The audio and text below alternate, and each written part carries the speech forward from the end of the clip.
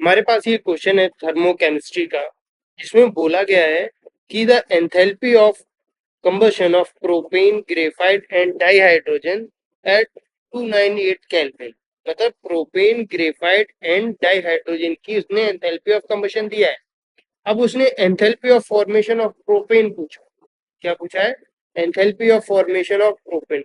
हम देखते हैं कि हमारी जो रिक्वायर्ड इक्वेशन है फॉर्मेशन ऑफ प्रोपेन वो क्या होगी। First we will write required equation of formation of C3H8 propane. ठीक है, तो कार्बन प्लस हाइड्रोजन, डाइहाइड्रोजन है तो H2 लेते हैं, इससे बन रहा है हमारे पास C3H8। यानी कि 3 कार्बन यहाँ बैलेंस कर लेता हूँ और यहाँ 4 से मल्टीप्लाई कर दूंगा तो 8 हाइड्रोजन हो गए।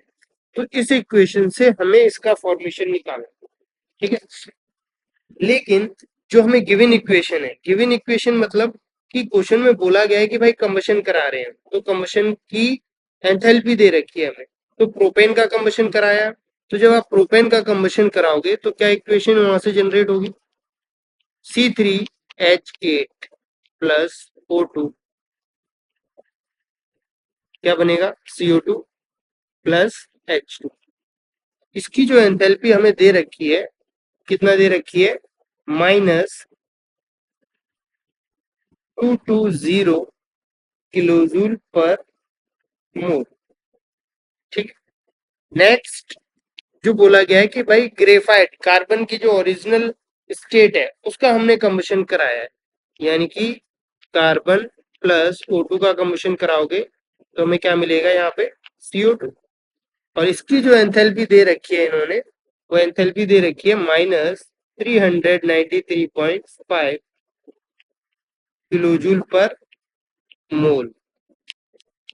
और जो थर्ड है, इसमें बोला कि हम डाइहाइड्रोजन का भी कंबशन करा रहे हैं।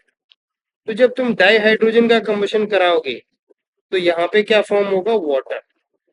और इसकी जो एंथैल्पी दे रखी है वो दे रखी है -285.8 किलोजूल पर मोल। ठीक है, अब सभी को बैलेंस कर लेते हैं। तो इसको बैलेंस करने के लिए यहाँ पे 3 से मल्टीप्लाई करना पड़ेगा क्योंकि यहाँ पे 3 कार्बन है, और इसको बैलेंस करना है तो इधर 8 हाइड्रोजन है तो यहाँ 4 से मल्टीप्लाई करना पड़ेगा। तो यहाँ पे देखो लगभग 10 ऑक्सीजन हो गए, तो यहाँ पे 5। ठीक है, अब देखो हमें ये टारगेट इक्वेशन है, इसकी एंथैल्पी पता करनी है, तो हमें ये देखना पड़ेगा कि हम इन तीनों में कैसे एडिशन सब्सट्रैक्शन किया जाए कि हमें मेन इक्वेशन की फॉर्मेशन की एंथैल्पी पता लग जाए।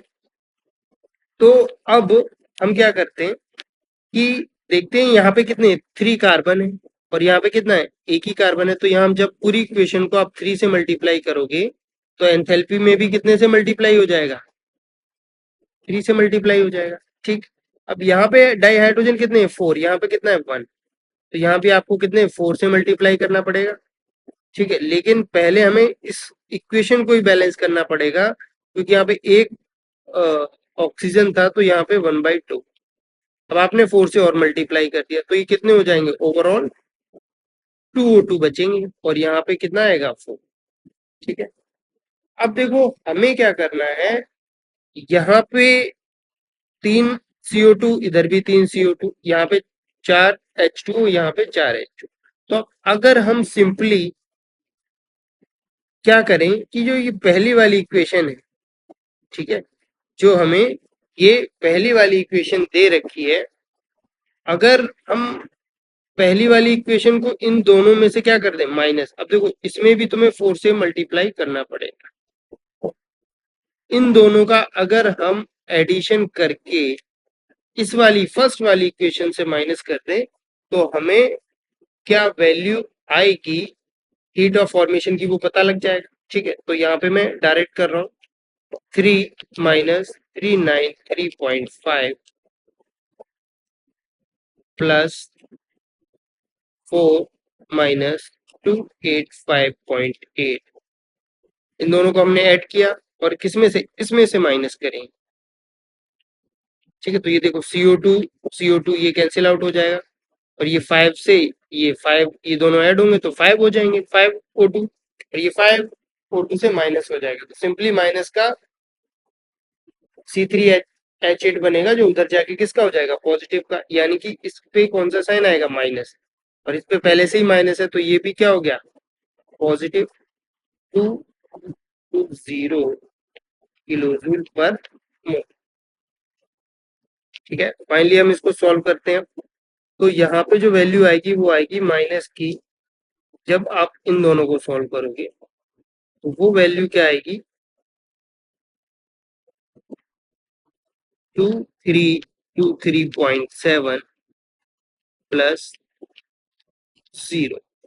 जब आप इसको फाइनली सॉल्व करोगे तो आपका आंसर आएगा 103.7 किलो जूल पर मोल, और हमें मैग्नीट्यूड को ही फिल करना है।